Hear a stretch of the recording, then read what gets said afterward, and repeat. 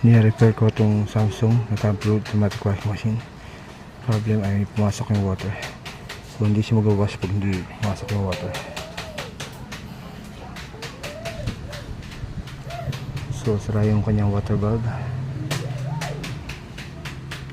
Kamisa meron ako na-encounter ng mga ganito na board naman ang sira. Actually sabay sira yung water valve, then sira rin yung board kasi yung board na nagko-control dito sa water valve pareho silang sira, which means nasira ito, dinamay niya yung IC rin sa board na nagko-control.